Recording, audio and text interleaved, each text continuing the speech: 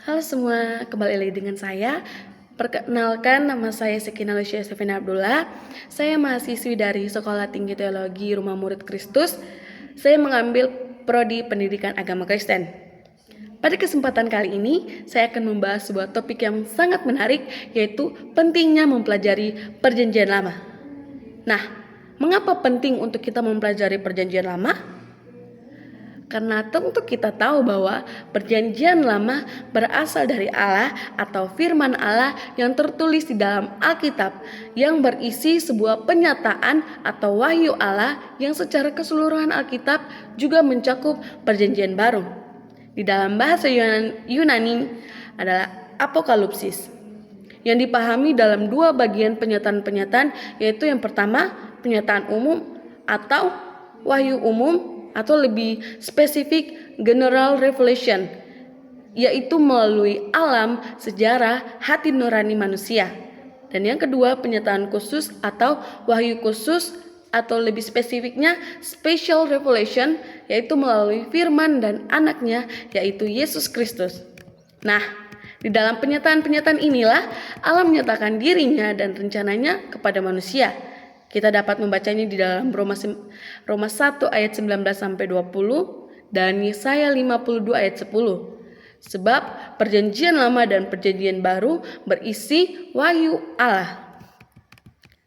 Tujuan untuk kita mempelajari Perjanjian Lama adalah untuk kita dapat melihat Alkitab sebagai wahyu Allah, seperti mengetahui 1. Inspirasi Alkitab, 2. Untuk mengetahui inerransi Alkitab, dan 3. Untuk mengetahui kanonitas Alkitab. Nah, hubungannya dengan hubungan Perjanjian Lama dan Perjanjian Baru adalah 1. Perjanjian Lama merupakan kitab suci Yesus Kristus. Yesus mengenalkan sejarah Perjanjian Lama misalnya dalam Yohanes 3 ayat 14. Lalu kita dapat bandingkan dengan Bilangan 21 ayat 4 sampai 9. Dan yang kedua, Yesus mendasarkan pengajarannya pada Perjanjian Lama. Kita dapat lihat dalam Matius 5 ayat yang ke-17. Dan ketiga, Yesus menggunakan Perjanjian Lama sebagai dasar pengajarannya untuk menentang pencobaan. Kita dapat membacanya di dalam Matius 4 ayat 1 sampai 11. Dan juga Yesus menyatakan bahwa nubuat-nubuat Perjanjian Lama akan digenapi di dalam dirinya. Kita dapat membaca dalam Lukas 4 ayat 16 sampai 21 dan Yohanes 15 ayat 25. Nah, masuk poin yang kedua adalah Perjanjian Lama banyak dikutip oleh Perjanjian Baru. Ada kurang lebih 2.650 kutipan dari Perjanjian Lama dalam Perjanjian Baru, yaitu kurang lebih 350 kutipan langsung dan 2.300 kutipan tidak langsung serta persamaan bahasa. Kitab Yesaya dan Kitab Mazmur paling sering dikutip dan masing-masing lebih dari 400 kali dikutip. Nah,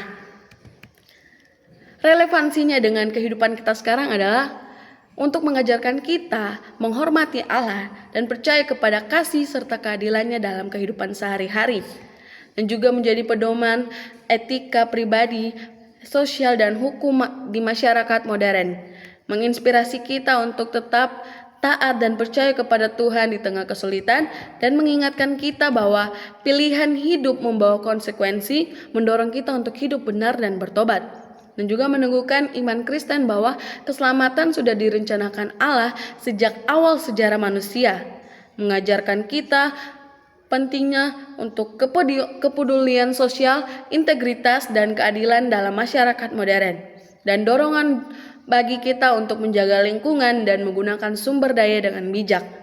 Nah, kita masuk pada kesimpulan.